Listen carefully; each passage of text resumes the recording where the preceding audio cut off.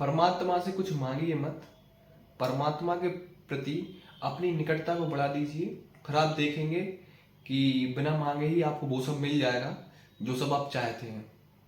जय हिंद साथियों, गीता पाठ का आज मेरा 33वां दिन है और आज मैं गीता का 16वां अध्याय पढ़ने जा रहा हूँ। आइए पढ़ते हैं गीता का 16वां अध्याय।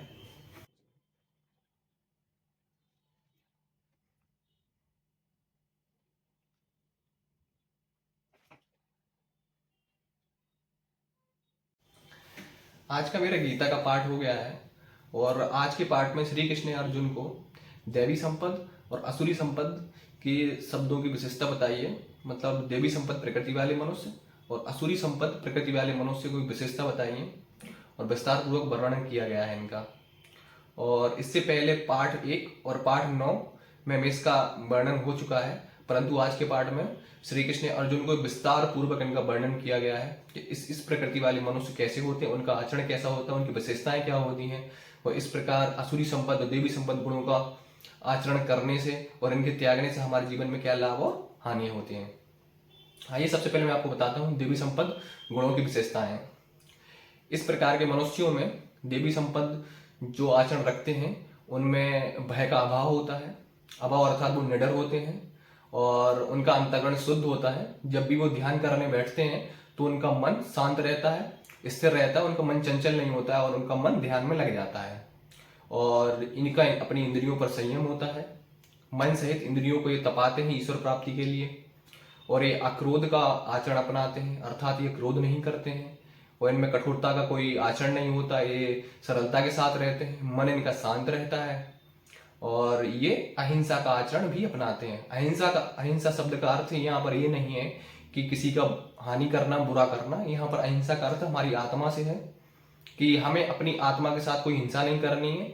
हमें हमारी आत्मा को अधोगति में नहीं ले जाना है। हमें हमारी आत्मा को उद्धार के लिए निरंतर प्रयास करना है, ईश्वर की भक्ति करना है, साधना करना है और उसको उद्धार करने का प्रयास करना है अपनी आत्मा का।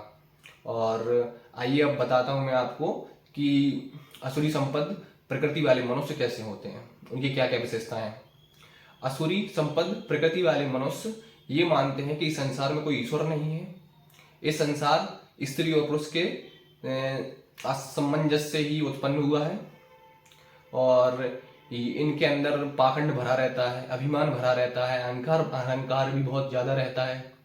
ये हमेशा क्रोध में रहते हैं, स्वार्थ में रहते हैं, ये कठोरता का आचरण अपनाते हैं, स्वार्थ का आचरण अपनाते हैं और इनका मानना होता है कि इनका जन्म सिर्फ भोग विलास के लिए हुआ है, भोग भोगने के लिए हुआ है और इनका जीवन में इनका कोई उद्देश्य नहीं है। यही इनकी मान्यताएं होती हैं।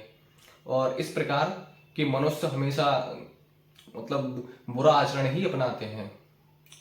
और आइए बताता हूं इस प्रकार असुरी संपद और देवी संपद गुणों से हम अपनाने और त्यागने से क्या लाभ और हानियां होती हैं। अगर हम देवी संपद गुणों को अपने जीवन में अपनाते हैं तो इसका मुख्य उद्देश्य हमारे जीवन में मोक्ष प्राप्त कराना होता है। जो असुरी संपद होते हैं इनका मुख्य उद्देश्य हमारे जीवन को पुनर्जन्म और जीवन मृत्यु के इस बंधन में बांधने का होता है। और इसीलिए हमें आज के पाठ से हमें यही शिक्षा मिलती है कि हमें देवी संपद गुणों को अपनाना है और असुरी संपद गुणों को हमें त्यागना है। और जय हिंद, राधे राधे। प्रभु कृपा आप सब पर बनी रहे। धन्यवाद।